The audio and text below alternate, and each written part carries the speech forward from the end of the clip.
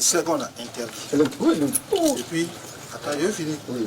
C'est interdit. Oui, c'est interdit. Ça, tu sais ça, non? Oui, c'est interdit. Mais malgré ça, tu as fait rentrer. Parce que... non. Une petite confrontation avec le directeur général des douanes qui fait perdre son sang-froid à certains délicats. Lui qui, comme beaucoup d'autres commerçants, entretenait un circuit de fraude massive sur l'engrais dans la ville de Léo.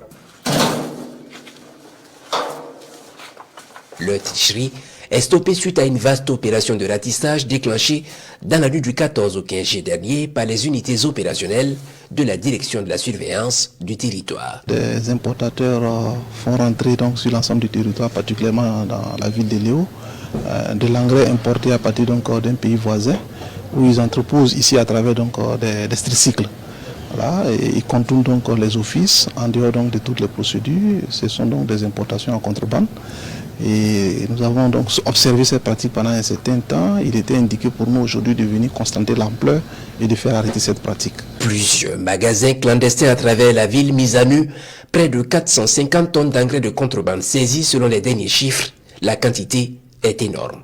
Les cargaisons étaient acheminées par petits volumes à l'aide de camions de type Dina, de camionnettes, de motocyclettes et d'autres moyens de transport afin de contourner les services de douane. Une fois entreposées en magasin, les marchandises étaient écoulées à Léo et dans le reste du pays. Je vous en prie beaucoup. Voilà, donc franchement dit, je sais qu'effectivement, je suis en infraction. Voilà, donc prochainement, tous ceux qui travaillent dans l'engrais, le gouvernement interdit de faire rentrer l'engrais au Burkina Faso. Donc c'est le message donc, que j'ai à dire à toute la population du Burkina et la population de Léo de savoir réellement quand ils disent que c'est interdit, ils savent pourquoi c'est interdit. Donc nous, quant à nous, c'est le fait de demander le pardon seulement, c'est le pardon. J'amène de l'engrais qu'on ne devrait pas amener. J'ai des Ghanéens qui m'amènent.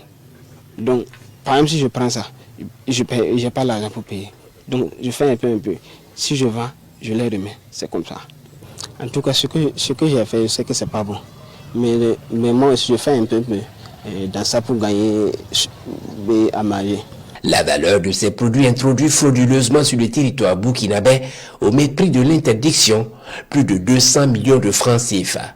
Cette saisie est le fruit d'un travail rigoureux de renseignement. Vous vous souvenez très bien que c'est cette pratique malheureusement qui a conduit à la défunte société qu'on appelait Caïma, qui était donc chargée donc de réglementer l'importation ou la vente de l'engrais sur l'ensemble du territoire. Et les nouvelles autorités, le camarade président, le gouvernement ont mené la réflexion pour la mise en place donc, de société Subimap, qui est chargée de l'importation, la commercialisation de l'engrais. Voilà, c'est un produit suffisamment stratégique pour l'agriculture de notre pays. Malheureusement, il y a toujours des importateurs véreux qui s'adonnent à cette pratique très peu recommandée.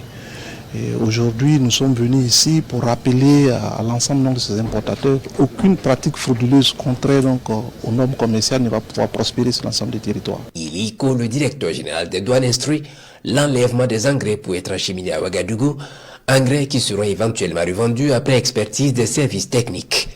Les fraudeurs, eux, devront se présenter devant la justice. Tu as fait la fraude l'année passée aussi.